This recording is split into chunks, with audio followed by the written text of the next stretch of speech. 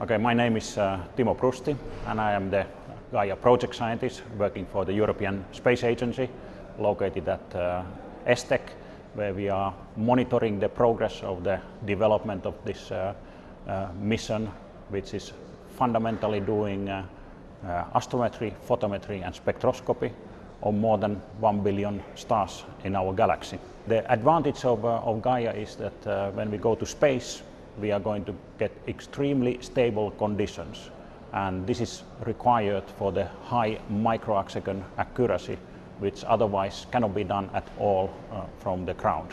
So currently the activities of Gaia are at full swing at the industrial party. They are building up the spacecraft, and there are 2 years to go. The integration and testing is at full speed, and the launch is at the moment anticipated to happen in May 2013. The main challenge of Gaia is that it is made of a ceramic material called silicon carbide, which is extremely strong and light, but we don't have really experience of using that material in space.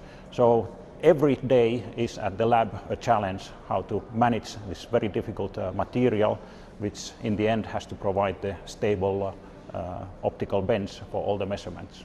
So the data is going to start immediately 1-2 months after the launch, but then you have the standard spacecraft operations. You have the commissioning phase where we have to study that everything is working properly. Everything has to be fine-tuned and calibrated and tested.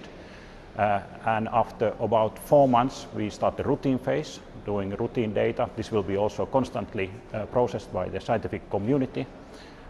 However, a fundamental thing with the astrometric mission is that you do need 1.5 years of time before you get actually products out to the community to do their science.